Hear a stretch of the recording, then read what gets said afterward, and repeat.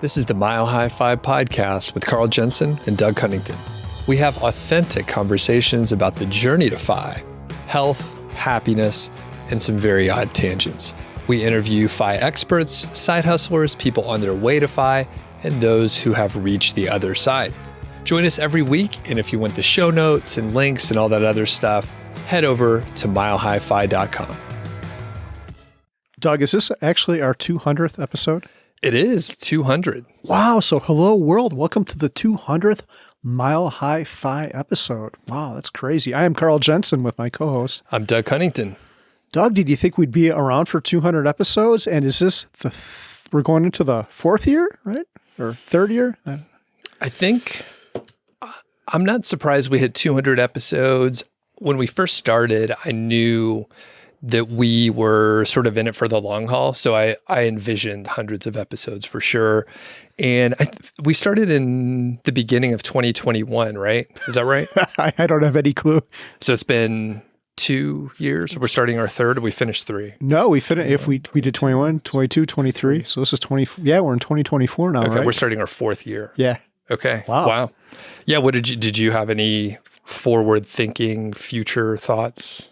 I guess I never thought about it. I had certain goals in my mind, and I guess only one, just that I wanted it to steadily grow over the long term, which I think we have, but I never thought about how long we'd be at it. I guess my one thought was, let's just do it until we run out of stuff to talk about.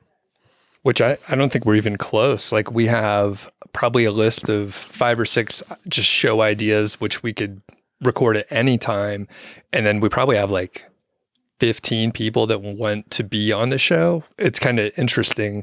People think a lot of folks listen to the show or they just want to talk to us, but a lot of people want to be on the show. I get reminders all the time, and we just have to figure out how to schedule it, you know? Yeah, that's an interesting thought. The longer we go on, I guess the easier it becomes, because we already had networks, but now they've grown that much bigger. And we have more listeners, so people send us more ideas. I sent out, if you're not on our email list, go ahead and sign up for that. But I sent an email out asking people for suggestions, and we actually got a bunch, which was pretty cool. I don't think we would have gotten that a couple of years ago. Yeah, and our email list is fairly modest. I think it's just over 500 people, and we haven't been pushing it very much. I think it's something that we can work on, which I guess I could lay out what we're going to talk about today. Yes. And we're going to talk about what we've learned.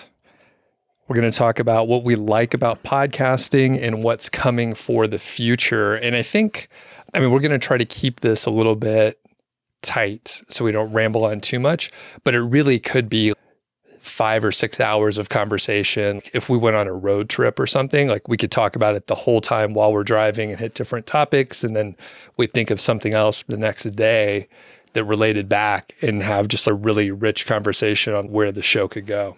Yes.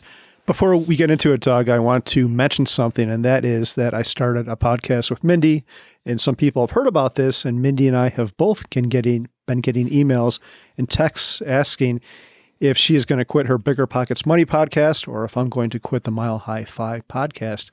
And before I say the answer to that, Doug, did you have any concerns? Like, a lot of people think Yoko Ono broke up the Beatles. Did you think Mindy would Yoko Ono the Mile High Fi podcast? Yes, I'm not convinced that we're through the woods. You started bringing her over for shows all the time, and I was like, what is she even doing here? And you had no answer. You're just like, I don't know. Yeah, and my next 10 outlines, they all had Mindy showing up for episodes, and some of them you weren't even on, even though it was Mile High Fi, which was, I imagine, kind of awkward for you, but I think we'll make it through it, and neither of us have plans to quit this show or Mindy's Bigger Pockets. What's the story with Mindy's show? What's it called? It is called MindyOnMoney.com. And by the way, I made that name up, people, so don't throw Mindy under the bus. We had, like any other website idea you come up with, you make a list of 500 names, and then they're all taken by domain squatters. There's not even anything there. So Mindy on Money was number 1 million out of those, and that was the last one available. So I'm like, let's do that. You're better at this than me anyway. So MindyOnMoney.com. What's it about? We try to focus on topics different than Mile High Fi. We mostly post-Fi discussions, how to live a rich life after Fi. And we probably won't have as many interviews as we do on Mile High Fi, maybe less of that. And we're going to talk about stuff that might be uncomfortable. We talk about relationships. I know you and I, Doug, I like to think we have a good relationship, but it's not quite the same as the one I have with Mindy. It's much closer than people might imagine, though. Right? Yeah, it got kind of weird at the EconoMe when we got into the room and they told us there were 2 beds and then there was only one. And we're like, what are we going to do about this? And I was like, Mindy, get out. Yeah. Because in this story, we're all sharing the room. That's a fictitious story. Fictitious story, folks.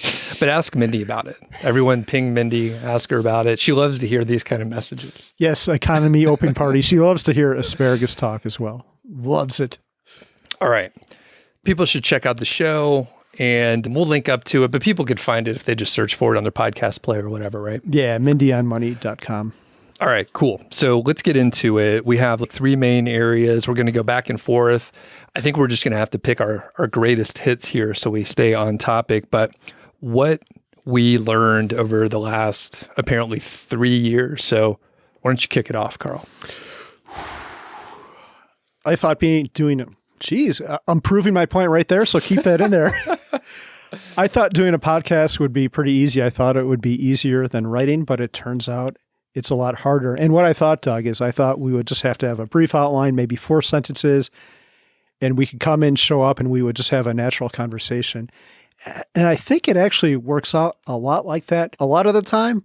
But then I've listened to myself, and what I've learned is to sound natural actually requires a lot of planning and careful thoughts. There has to be, if you really want a good episode, there has to be a lot of work behind the scenes. And I thought it would be easier than writing, and I think it's actually a lot harder. There's a lot of moving parts because there's the content, which is all a blog is. All you have to do is write, and you can go in there and rehash it a million times, and it's super easy. But if you're not cohesive in an interview, it makes it a lot more difficult to recover from that. You can only do so much in editing. And then there's the whole voice part, trying to speak. You're a better natural speaker than I am. I tend to talk too fast and sometimes mumble my words. So I really have had to focus on that as well too, and I still have a lot of work to do. So I would say that's the main thing, Doug. Just the challenge of doing a podcast is greater than I thought it would be. When are you going to start doing the extra preparation that's going to help the show out? No, I'm just kidding. You've been doing more. I would say probably the last 6 months or so. You're like, holy shit! It makes a huge difference if I prepare a little bit more. Yeah, I'll say one of my other learnings real quick is Doug is infinitely patient on many levels because I'm too optimistic and I planned way too much stuff and didn't give the podcast and some of our other projects the time they deserved. So thanks, Doug, for your patience. Thanks for not ditching me. I'm pretty patient. Yeah. And people might remember you were going to quit the show a year and a half ago. Yes. Is that right? Yeah. And we were actually going to record the farewell show. And then we hugged each other down here and you said, I don't want to go. And then we kept going. I was like, all right, you got a little more time. You said you're going to finish the house in 2 weeks and you're done with it now, right? Not quite, but almost. Yeah. But anyway, yeah, we had some periods where it's like, I'm not sure if you have enough time, and everything takes longer than whatever we expect. Even if I try to estimate stuff, it's 2 or 3 times as long, like every single time. We're horrible at it. Or 10 times. Yeah. And then like other things stack up and then other things go wrong and then all your plans get thrown away. So you're welcome. It has been challenging at times making sure we have episodes to roll. So when we do have time, we record a lot and then it helps us as far as planning. And I'm managing like the content calendar. Shout out to our friend Chris, who has been producing the show and took a big weight off of my shoulders and a couple other, pieces, which I'll get into soon. I think we were wrapping up yours because you said preparation a little harder than you expected. So mine, I have a comment on that. When someone tells me they're going to start a show or a YouTube channel or something, I'll try to set the expectations right and say, you need to record 100 shows and then you'll have a little bit more experience because you really have to get the reps in. And you mentioned that I'm naturally a better speaker. It's not natural. I've recorded like 700 shows. Like I've tallied stuff up over time. So it was like a huge amount of work, and talking slower and all that stuff has taken a few years for me to wrap up. But I appreciate the compliment there, but it definitely took a lot of work. And I think, you're just starting to have recorded enough shows where you could start slowing down, or like the extra preparation, like that cleans it up too. And I'm guilty of it as well. Some days I showed up and you did the prep, and then one of us could carry. But if both of us prepare ahead of time, it's crazy. Yeah, we'll actually have good material. Yeah, that'll be the day. All right. So a couple things that I learned. I'll just go kind of quick here. So because I had a lot of shows under my belt, I had certain expectations, and working with a partner has been great. We've been able to lean on each other for different topic areas or networks, or when we're doing an interview and one of us hits a dead end, the other one can pick it up. So that's been awesome, number one. Number two, we wanted to do a donation model, which we still have Buy Me a Coffee out there, but that has proven to be interesting, but not enough to cover the show. I think a donation model can work if you have a very huge audience. We have I would say a modest size audience that's great for what we're trying to do, I think. We get about maybe like 5,000 downloads per episode, typically after a few weeks. There's a handful of like outliers, but generally that's the idea. With that size of an audience, there's just not enough people donating. We appreciate everyone that is donating. So you will notice that we are starting to integrate an ad or two here with products that we do believe in, which is why we're seeking out, if anyone has a lube company, send some test bottles over. Carl tested out personally, is what I'm told. Absolutely. So we're taking a look at just running a few ads, hopefully not too much, and hopefully fun. We're trying to make it our style of ads that we would probably want to listen to ourselves. Yeah, I would say it is a bit of a compromise. I'll completely acknowledge that. You might have to listen to an ad, but we've been very resistant to it for almost 3 years just because we needed I don't want to do a Simply Safe ad because it would just sound so fake. Neither of us are ever going to use that product. First of all, I want to have an ad for a product we would both use, hence the lube or the bidet ad. Which we had a bidet company reach out, but we didn't move. I should actually reach back out. I think one issue with that particular company, which it looked like the product was awesome. However, the price point was more than what you and I would spend on a bidet. Yeah. Generally. But the other cool thing is these ghost bed people, they let us be our own silly selves. So like Doug said, I hope the ads, when we do have them, are fun. And if anyone does want to advertise, I hope you let us have fun too. I think that actually works out better. It's genuine, and we're speaking in our own voice instead of, when I went to whatever, I trusted Simply Safe to watch my house and all that kind of stuff. They're just reading a bunch of stuff where we're not doing that. Yeah, we're writing our own stuff, so it comes off like fucking nonsense or really. Okay, Carl, so that covers what I learned. There's a couple more, but we could table it for like some future episodes. So what do you like about podcasting? You've been a guest on many podcasts before. You have a YouTube channel, which you do some vloggy stuff, but what do you personally like about podcasting, and what made you start the new show with Mindy? There are two things I really like about it. One is if you have an interesting guest, they can help you learn something new, maybe make you think about something that you hadn't thought of in that way. So that's number one. The second one is just trying to become a better speaker. I've done a lot of public speaking, and I probably do a little bit better at that than when I record a podcast. But there's nothing like listening to yourself record an hour and seeing the mistakes you make and how you can improve on that. So those are the two. And your third question was, what do I want to get out of the Mindy project? Mm-hmm. Yeah. Why did we do that? I think it's a fun project as we wrap up all our house stuff, and a bunch of parts of our life are kind of coming to a close. One is all these home improvement projects, like I just said. A second one is our kids are older and they aren't spending as much time with us. They're out of the house. So it's going to be a fun thing for Mindy and I to work on together, kind of like an evolution of our relationship. We both work less than ever on our own separate things, so this is a cool thing we can work on at the same time. And I found I enjoy recording with her, and I think we have pretty good conversations. All right. For me, what I like about podcasting, I won't repeat anything that you said, and this holds true for like any podcast, if you have a show and you've recorded some, it doesn't have to be 200 episodes. It could just be like 20.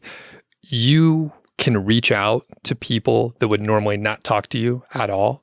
And they will talk to you for an hour or an hour and a half or whatever's appropriate and have like a deep conversation. We probably have talked to people that we're like personal friends with, and we were able to ask them questions that we wouldn't normally get to ask in just a normal setting where we bump into them or we have dinner with them, because it's kind of awkward.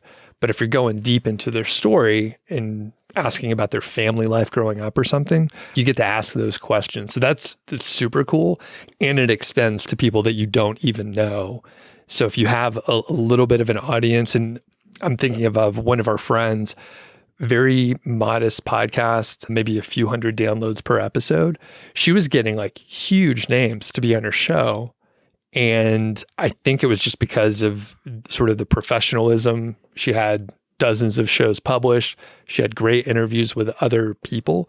So when they got the invitation, they're like, sure, I'll chat with you. And you basically can't do that. No one wants to sit down and have their brain picked. That is, don't ask people to pick their brain, because they're like, fuck, you're going to buy me a coffee and then ask me 100 questions for an hour and a half? That's horrible. But if you frame it as a podcast, it's totally cool. So who is, I'll back up a second, a follow-up question.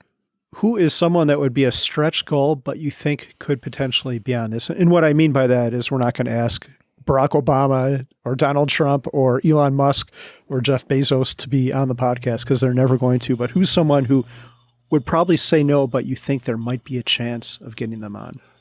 Oh, I think I'm overconfident now, because I think we probably could get a lot of people that we ask. So I would have to think of the stretch. James Clear would be cool. I think he would probably be on the show. Derek Sivers, which I have like all his books sitting right here. I think he would probably be on the show if we pitched it the right way. I don't know. Maybe Mark Manson, his other book is sitting here. He maybe wouldn't be on the show, but I think we might be able, like we've interviewed some pretty high level people. So I think we potentially could pull bigger names. And Morgan Housel, I'm listening to a ton of his shows and read his books here recently. So I think all of those are a little bit of a stretch, but I think we could probably get him on the show.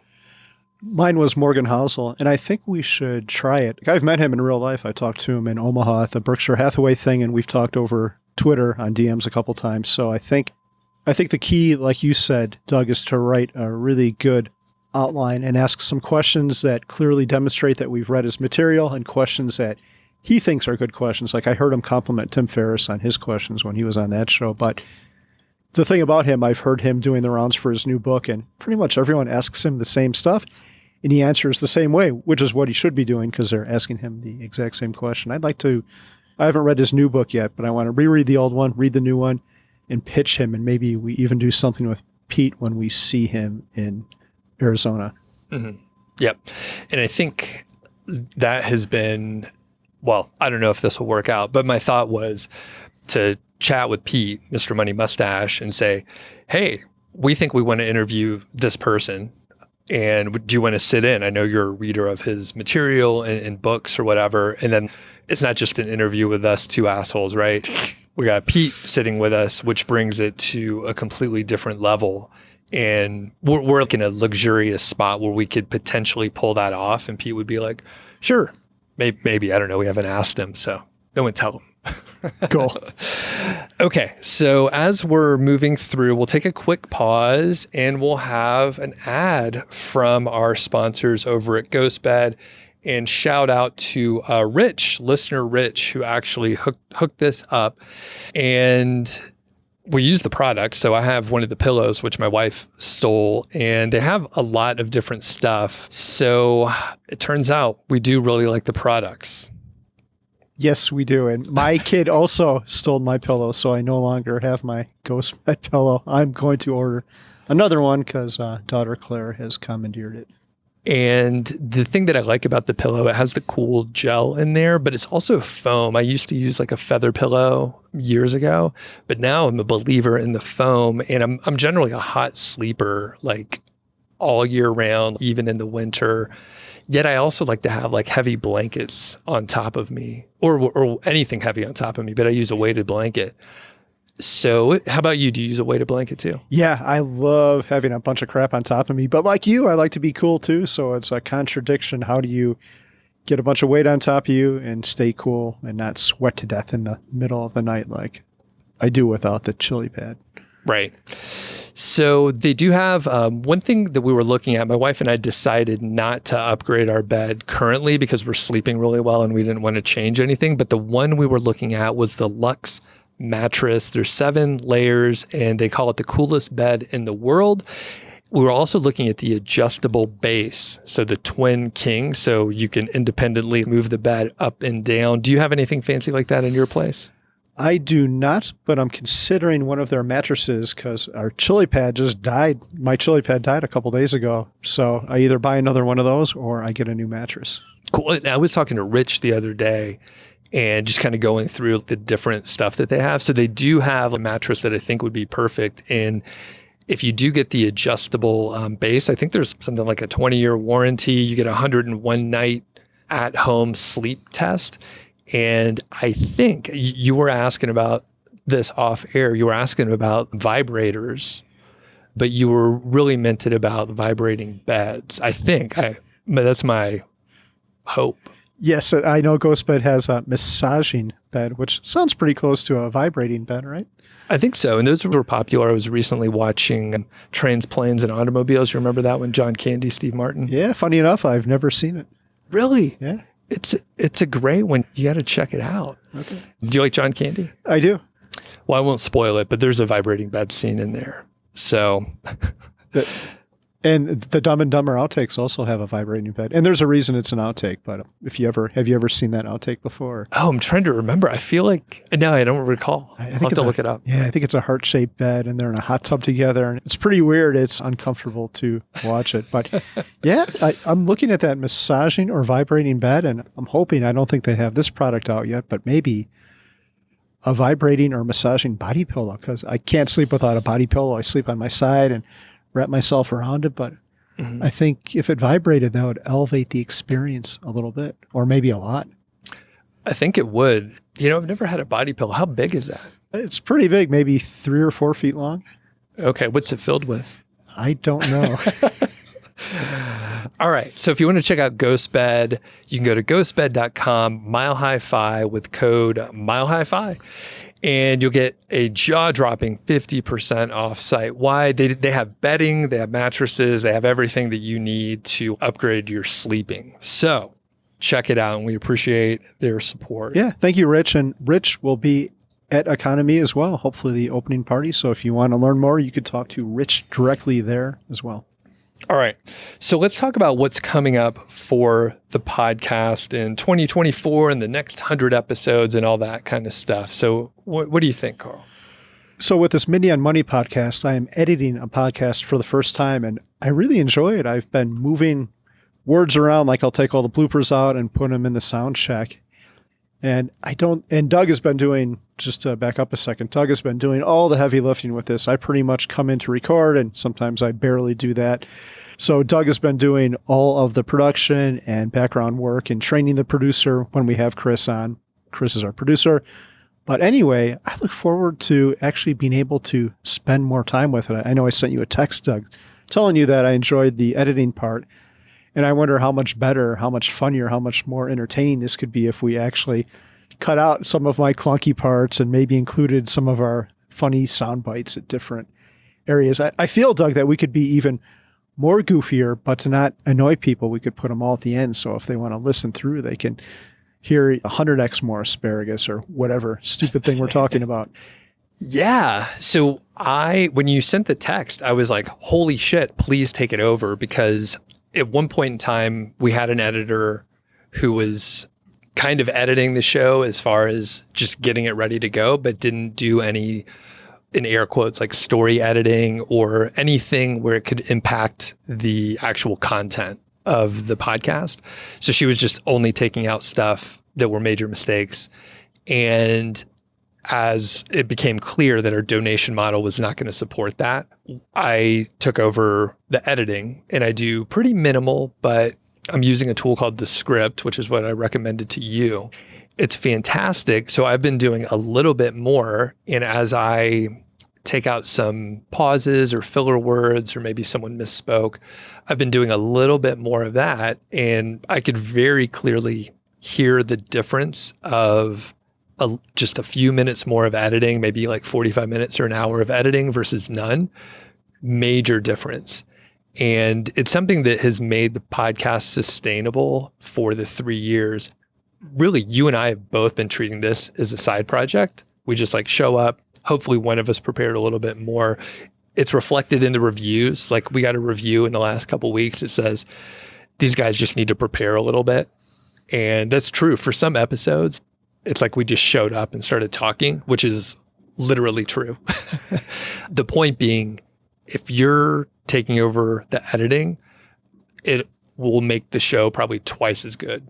Easily. I have no doubt. So are you on board for that? Absolutely. I want to finish up the book first. I got to get that out the door. But then when we're done with that, I would love to do the editing. I think we could, I don't want to go too far down this rabbit hole, but I think it could actually change the way we record because we could, for one thing, it would make everything a lot better because then we could edit out all these false starts that I do all the time and stuff like that. But being able to, Descript is super cool. You can highlight text and move it around, and it makes it super easy to make something that might not be so cohesive. Or if we have another original thought, it's easy to put it in there. So I think it would up the quality, but I think it might also change the way we record and do things. I agree. Yeah. So that'll be something that I'm looking forward to, you're looking forward to. And the thing is, if you pick up that portion of the work, then I could focus on the marketing portion and growing the show. Because you commented earlier, hey, I wanted to have consistent growth.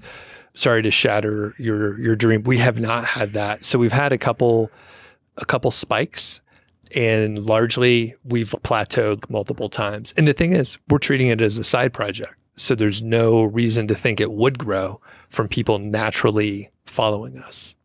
So I think this is the year we really make any effort at all, because we haven't, or at least I haven't, and then we see where that takes us.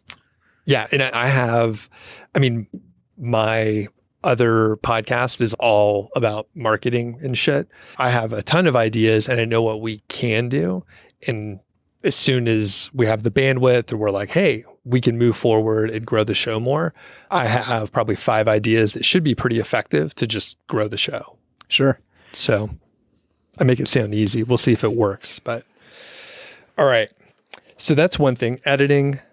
One other thing that I'm potentially looking at is more interviews. So I think we have sort of the right blend, but I have a list of probably 10 or 15 people that want to be on the show. Some people you have heard of and and some people are just from the audience and have a cool story. So we have a bunch of those, and I've actually set up a Google Calendar where people can schedule it. It's pretty sophisticated, but I have it so people can book it. The thing is, sometimes our schedules are a little bit irregular, but we normally record on Tuesday, Wednesdays in the morning. So I've kind of blocked that out. But once we could just send it out and then people will sign up, we're in pretty good shape. And it takes the back and forth of scheduling to a streamline approach. Cool. All right. What else do you have for what's coming?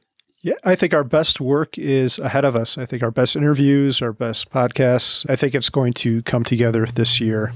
And yeah, I can't think of anything beyond that. It'll be interesting to see what happens once we actually start to put effort into it. And even becoming better at interviewing, I found that doing a really good interview is pretty difficult, right? Like if you ask people an open-ended question, I'm trying to think of one. We used to have one in our outline, and some people would just freeze up. And I remember one specifically. She's like, I just can't come up with anything. I think the question was, what was your favorite money memory, or maybe what was a bad thing you did with money?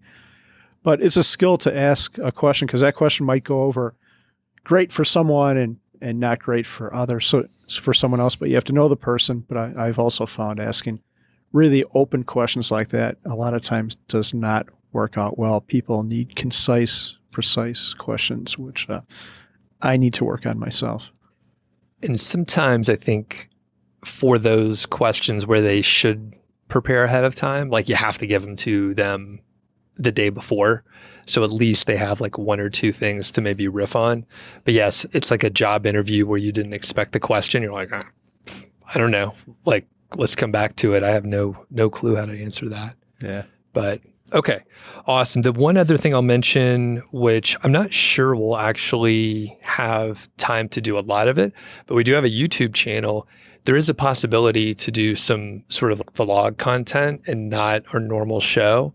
And I'm not sure how that might look, but we do have a trip coming up pretty soon where I think it could be cool if we both vlog it. Like I'm going to fly there, you're going to drive, so we could both tell our little stories and then edit our own videos, and it'll just be a part of other content. It's sort of like a bonus vlog because we're going to do probably some shows where we're going to go. Yes. Secret location.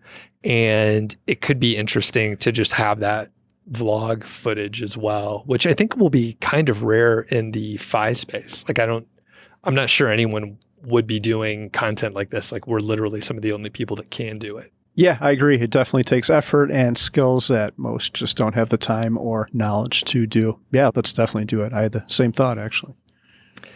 And I don't know if we have the skills either, but we'll try. If there's nothing else out there, there's nothing to compare it to. Yes. So. All right, cool. Any other thoughts on our 200th episode? I think that's it. I guess I'll close by saying I look forward to what the next 50 to 100 look like, because I think it'll be our best work. Awesome. Assuming Mindy doesn't Yoko Ono the whole thing. She's not even here to defend herself. Thanks for listening to the show. That was the Mile High Five podcast, and I'm Doug Cunnington, the balder host, and Carl Jensen is the cool, sexy one. If you dig the show, please do 3 things for us. Number 1, tell a friend, a family member, an enemy about the show. We really don't care who you tell. Maybe forward them a specific show that you know that they will like. It's the single most helpful thing that you can do to spread the word. It's like giving us a virtual high five, and actually we don't give high fives in person, so the virtual kind's pretty good. And more importantly, your friend or family member or even your enemy will appreciate the fact that you were thinking of them. Number 2, make sure you're following or subscribed on your podcast app, Apple Podcasts, Spotify, Overcast, YouTube, whatever you're using, and that way you won't miss a show. And number 3, please leave us a rating and review. We read them on the show occasionally, and you might hear yours out there on an upcoming episode. Quick disclaimer, this show is not financial or legal advice. I'd actually be surprised if it sounded like it. It's really just for entertainment, and that's at least what we're hoping for. But seriously, get advice from professionals. Carl and I are just 2 guys with microphones that sit in my basement and talk. So we'll catch y'all next week.